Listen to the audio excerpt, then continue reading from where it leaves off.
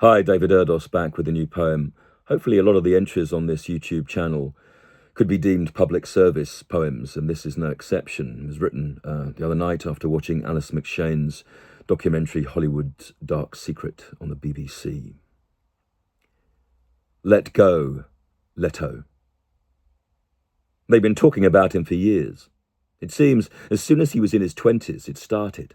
This need to touch childhood, as if in those scant years the distance between was profound. By the age of 41, it was rife, his pale blue eyes seeking targets. The breasts of 14-year-old girls were fondled to become so much junk in the junkets. And before the roar at his rock gigs, teenage adoration was titanically anchored as more unwitting flesh was fast found. Known for the method, his means with which to cajole stems from beauty, chiefly his own.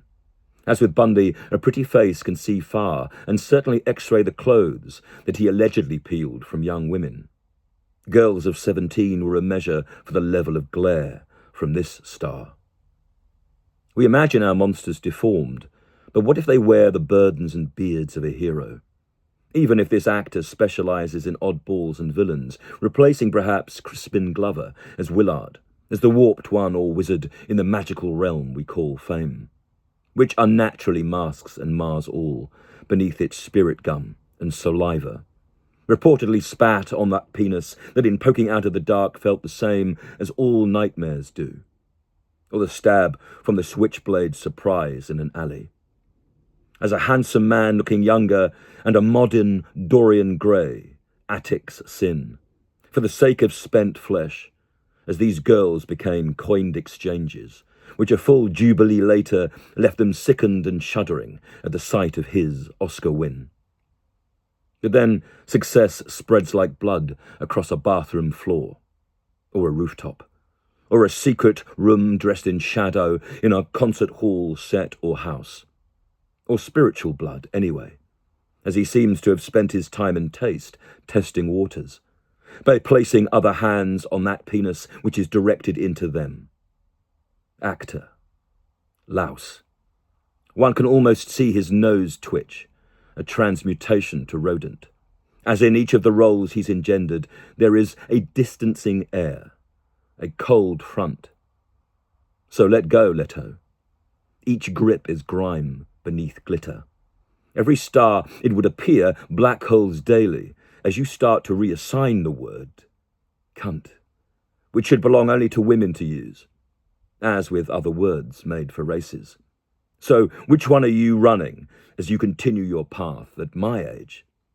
For now you are allowed to go on, from flesh to Tron. It's alarming.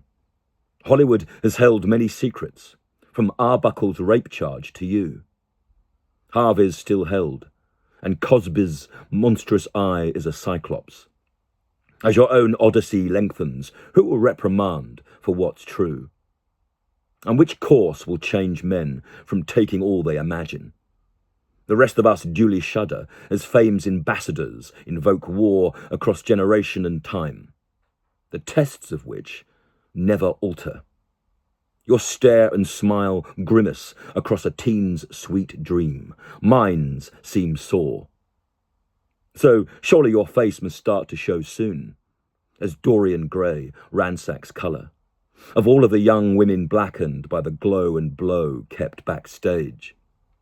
So let go. Fade away. What was bestowed is now slurry. Jared, it's jagged. The long line you have learnt and rent shapes a cage into which you should crawl for sheer affront. What has spurred you? Was it privilege or position, for some hidden boy-burnt hurt, some first rage? Fame is not a bank account made for cunts, but for inspiration first. No one told you. Beneath prettiness then is the prickle, as hell's heat-held thorn pierces skin to catch your corrupted soul as it snags, bringing down house and altar. So, as their houses fold, these young women who started aging then can't begin their own second stage until you are edited out or deleted. 30 seconds to Mars, mate. Get going. For now, talent taunts you. Maybe out there, your stare's safer. So by all means, take a minute, or even more. Lose what's in. David Erdos, the 30th of July, 2026.